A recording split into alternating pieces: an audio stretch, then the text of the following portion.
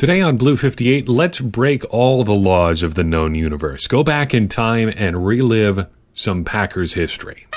Blue 58! Hello and welcome to another episode of Blue 58, the one and only podcast to thepowersweep.com. I am your host, Jon Meerdink. One very simple topic today, but it's super complicated also, and a trope of all science fiction: time travel. As you know, I do a little bit of work for the SB Nation blog, Acme Packing Company, blog, website, whatever you call it. And this week, one of the topics we talked about over at that site was a game we'd go back in time to see, or a moment from Packers history we'd love to go back in time to see. And I wanted to expand out on that topic and talk about a few games that I would like to go back and see. In the piece itself, I started with one of the most recent super notable names in super notable games, that is, in Packers history. One that I wish that I really could have seen in person. The 2010 divisional round game against Atlanta in Atlanta. I've been to a lot of different sporting events over my life. Been pretty lucky, been able to go to quite a few. Basketball, baseball, NFL games, NHL games. Even went to a professional lacrosse game once. That was something to see. I don't know anything about lacrosse. I've been to 2 lacrosse games in my life, and I only have the vaguest idea of what's going on. But it was fun to see in person, especially at the professional level, because they're really, really highly skilled players, and you can tell that they're really good even if you don't know what's going on. And I've gotten to see a lot of cool and interesting stuff over the time, or over the games that I've been to. I've seen walk-off home runs. I've seen a couple game-winning shots in basketball, a lot of cool individual stuff, game-winning plays in football, but no really like super crazy individual performance in football. No game where a guy just really got going and you could see him get absolutely dialed in. As I mentioned in the piece that I wrote for Acme Packing Company, the closest like truly thing that I've seen to a truly like transcendent performance was Ben Wallace, then of the Chicago Bulls, pulling down 27 rebounds in a game against the Bucks in Chicago. That's not like something you'd really write home about. You wouldn't sit down and tell your kids, I remember the time that Ben Wallace grabbed more than 24 rebounds in a game. Yeah, his teammates really were having a bad afternoon, and there was a lot of shots for him to catch after they missed the hoop. He did a good job. He didn't score that many points, like practically none, but 27 rebounds, though, that was pretty cool. You can't really wax eloquent about that the way that you would Aaron Rodgers and what he did to the Atlanta Falcons in that game. But boy, what he did to the Atlanta Falcons in that game. And the stakes of the game and all of that kind of came together and made it into a super memorable performance. There was even more to that game than you might realize. In particular, the defensive stuff. You remember Tramon Williams taking the interception back for a touchdown just before halftime, but he also had another interception in that game, part of a great run in that playoff, that series of playoff games for Tramon Williams. 3 interceptions in the first 2 games, just a great stretch for him, and a big reason the Packers were able to withstand the loss of Charles Woodson in the Super Bowl was because of Tramon Williams being out there. Actually helped break up the pass on the final play of the Super Bowl that wrapped things up for the Packers. But that was the first and foremost one that I would like to see. And I didn't want to spend a ton of time on that one in particular because I already mentioned it in the piece. But check out the full piece. There's some other good ones in there, one of which we'll mention here in just a couple seconds. The next game that I would like to go back and see, and some of you may have been to some of these games, and I hope that we have some fun shared memories about these. The next game I'd like to talk about is one that I actually did get to see in person, the 2009 season opener against the Chicago Bears. What happened in that one? Well, the Packers come out on top, 21-15, which sounds like a pretty low-scoring game, not super exciting. The Packers actually, or both teams actually, did not hit the over-under on that one. The over-under was 47 points, just 36 combined points in that one, so a little less high scoring than Vegas predicted it would be, but just a beautiful late summer night in Green Bay. 76 degrees for an 8:30 kickoff on September 13th is not too bad.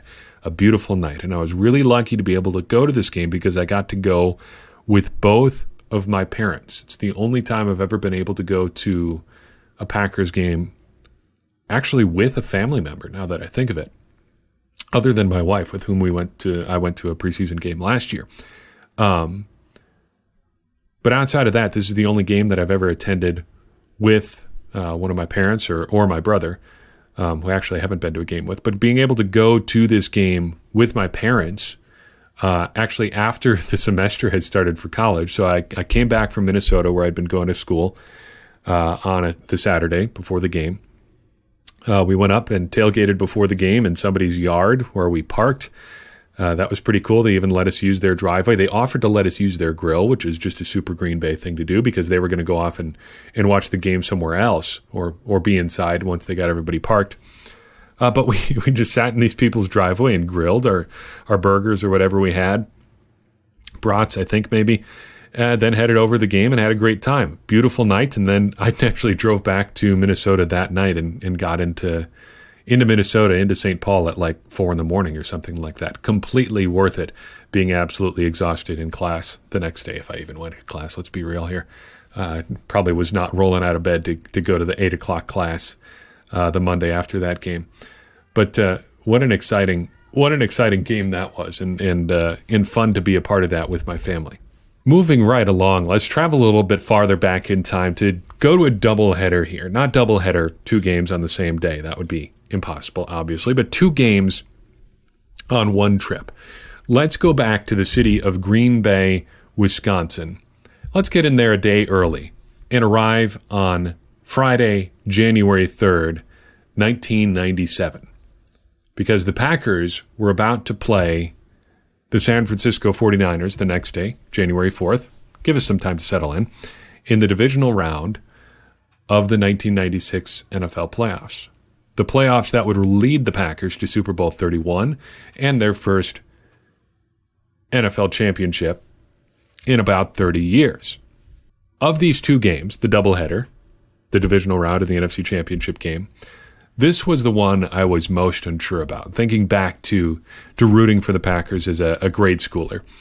I wasn't sure what to think of the 49ers because I thought they were going to be pretty good, pretty tough to take on. But once this game got started, there was pretty much no doubt in your mind, because the Packers open up scoring with the 71-yard punt return by Desmond Howard. Then they go up 14-0. Pretty quickly after that, it's 21-0, and then you're feeling pretty good. Even if the 49ers did later draw it to 21-14, it never really felt a whole lot like this game was in doubt. Plus, just the weather conditions in this one, absolutely great and terrible at the same time. One of those games where the weather is bad, but not like, this is going to sound weird, but not bad in a negative way. It's bad, but in a way that you don't necessarily notice it. You can put up with it pretty easily. This was the Edgar Bennett mud game, the game where he slogged through the Lambeau Field turf, scored 2 touchdowns, 80 yards rushing, 17 attempts. Between he and Dorsey Levens, they ran the ball 32 times. Brett Favre only threw 15 passes in this game, 79 yards, but he also didn't turn the ball over. Big plus there, as we would see from him later in his Packers career in the playoffs. That was not always a guarantee that he was going to take care of the ball in the playoffs. But the Packers slogged through a victory and come out on top 35-14 in a game that may have been a little bit closer than the final score looked. But a week later, as we extend our trip in Green Bay, the Packers are playing in the NFC Championship game, facing the Dom Capers-led, recently added expansion Carolina Panthers. I don't know about you, but as an 8-year-old Packers fan, there was absolutely no doubt in my mind that the Packers were going to win this game. Zero doubt at all. Was absolutely 100% completely certain that this was going to be a Packers win. Imagine my surprise then when the Panthers somehow got out early, or to an early 7-0 lead. That was not expected. But of course the Packers battle back and end up cruising to a relatively easy 30-13 victory and a berth in Super Bowl 31. What I remember about this game is just how different. It seemed like it was on a different planet from just the week prior. And being able to be there in person and soak up that atmosphere would just be incredible. This game, the kickoff temperature was 3 degrees, according to ProFootballReference.com. A full 32 degrees different than just a week prior on the very same field. 8 days prior, in fact. This was the rare Saturday to Sunday switch during the playoffs, which is kind of a cool feature of the NFL playoffs. Sometimes you play Saturday, sometimes you play Sunday. But just being able to be there in person, to experience that game where the Packers are on the cusp of getting back to where they haven't been in so long, would be just absolutely incredible. Along those same lines, I would like to go back to a different championship game, not an NFC championship game, but an NFL championship game, way back in 1938. The 1938 NFL championship game, in fact, at the Polo Grounds in New York. This game would be cool for a couple reasons. First, just because of being able to see this game, a game this far back in history. Obviously, that would be cool to go to. I think any fan of football history would want to see the big championship games from just about any era. But this would be cool, even though the Packers lost 23-17 for a couple of reasons. First, an absolute perfect example of a early professional sports big city game.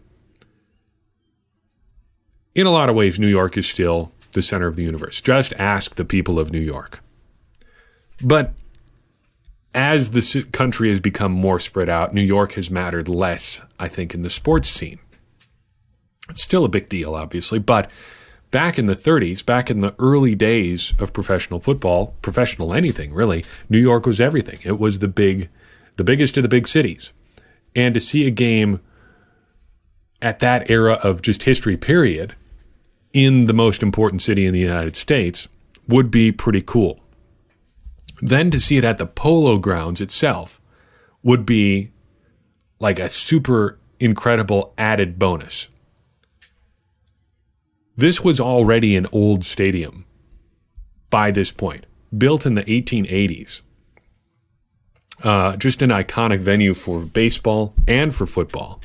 Being able to see the Packers play there would be a just really incredible treat, especially considering the dimensions of this stadium. Look up an aerial view of the layout of the Polo Grounds sometime and imagine a modern professional baseball stadium looking something like this. The right field line, I'm looking at it right now on Wikipedia, and this may not be entirely accurate, so caveat there, but the right field foul pole at the Polo Grounds was 258 feet, not even a full football field away from home plate. But watching a football game in there, obviously a different experience, but it would be just an absolute treat to see like this crown jewel stadium of the sports world of that era and seeing the Packers play there, even if they didn't win. Would also like to go back and see the Ice Bowl, obviously, but even more than the Ice Bowl, if we're going back to the Lombardi era, what I would like to see, could I hop in the time machine and go back, is the NFL championship game from the year before the Ice Bowl.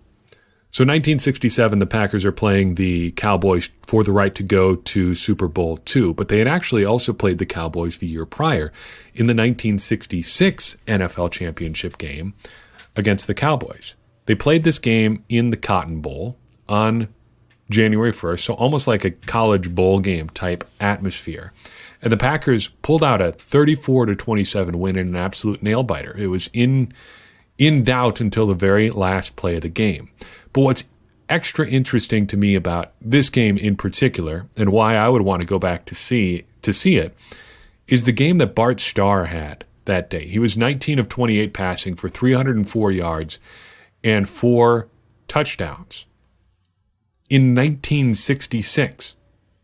Well, 1967, technically, January 1st, but 1966 season. 1960s era football, and he's putting up 300 yards and 4 touchdowns. What does that look like? What is that like? What does that feel like? What does it feel like to see a guy put up those numbers in 60s era football? We've got descriptions of the game. We've got, reliable newspaper coverage from the 60s. We've got a decent amount of film of games from that era. But that's different than seeing it in person. What is it like to see a passing game execute at that level in 1966? I don't know if you can really answer that without having been there at the time. And I wish I could go back. And that's one of the games that I would go to. Finally, let's round it out by going back to the Packers' very first season in what would become the NFL. It wasn't even the NFL in 1921. It was the American Pro Football Association. The Packers were one of 21 teams who lined up for that first season in 1921. I'd like to go back to see a home game in particular from this season, just because I have so many questions about what it was like. First, the Packers weren't even playing at one of their actual stadiums at this point. They were playing at Hagemeister Park. What is that like? What was it like to see a game there? And again, I know we've got descriptions, but those don't do it justice. What does it feel like to watch a professional football game in 1921? Do people know what it's like to watch a game? Do people know how to act? How familiar are they? Is it a curiosity? Is it a carnival? Who knows? Then what is it actually like to watch the game? What is football like in 1921? And again, we've got descriptions of this stuff, but I don't think you can really understand it unless you get to see it in person. What is Curly Lambeau's Notre Dame box offense like? What do they do on defense? What are their tactics? How do they defend the notable players on the other team? How familiar even are they with the notable players on the other team? Do they know beyond like box score type information what these guys are going to do? Can they? What difference does it make? Do they factor those things in? And then finally, the other thing that I would always like to know about these historical games, could I have snuck onto the field and not been found out as a complete imposter? I always wonder how far back the average in-shape dude would have to go. How far back in time would you have to go to be indistinguishable from a professional athlete? And I'm betting that most of us who work out semi-regularly in the 1920s would at least be able to hold our own if you don't mind getting your face smashed in. And maybe if you're a good enough athlete, you can avoid that. Just because of how different, sports and nutrition and exercise and working out. I mean, even as late as the 1960s, people were skeptical about things like lifting weights, drinking water during exercise. I mean, stuff that we take absolutely for granted that you should 100% be doing today. People were like, not so sure about that. Are you really sure you want to be lifting weights? You might get bulkier. You might get too bulky and inflexible, as though being bulky would be a bad thing in the game of football.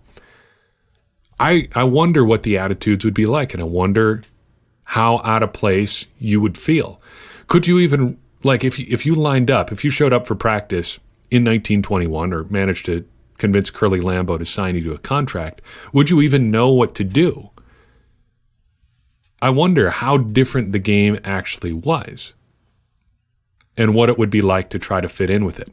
Anyway, and I realize this is a really simple, perhaps unusual topic to spend an entire podcast episode on, but I couldn't stop thinking about this after writing about it for Acme Packing Company a little bit. I would like to know your answers, though. What moment in Packers history would you go back to see in person? I've given you a few of mine.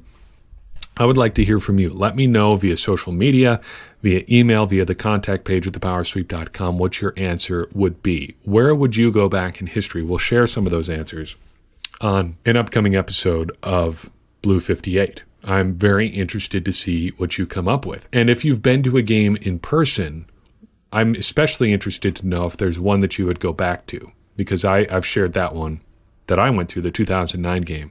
And I'm interested to see if there's any that you would like to see again. That's all I've got for you on this episode. Thank you so much for listening. Do appreciate it.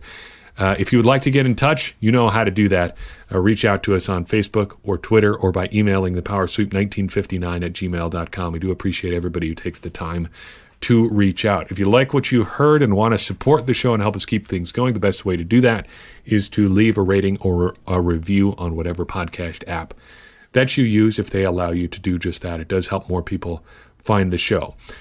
If you'd like to support us in other ways, the best way to do that is by heading to patreon.com/thepowersweep. $1 per month helps us offset our hosting costs for this podcast and for our website, and also gets you access to some of our bonus content, which we have started putting out on our Patreon page. I will share a couple samples of those as we continue to do those things on the main pod so you don't miss out entirely. But if you want the full content, if you want the full experience, you got to throw in $1 a month. And the way I see it, that's like 8.5 cents per podcast. So I think you can spare a dime per show to support us on Patreon if you're willing to do that. As always, never hesitate to reach out, give feedback, whatever. Anything you do helps us make this show and the Power Sweep better, which furthers our mission of helping Packers fans everywhere become smarter Packers fans. And as I always say, smarter Packers fans are better Packers fans, and better Packers fans are what we all want to be. I'm your host, Jon Meerdink. We'll see you next time on Blue 58.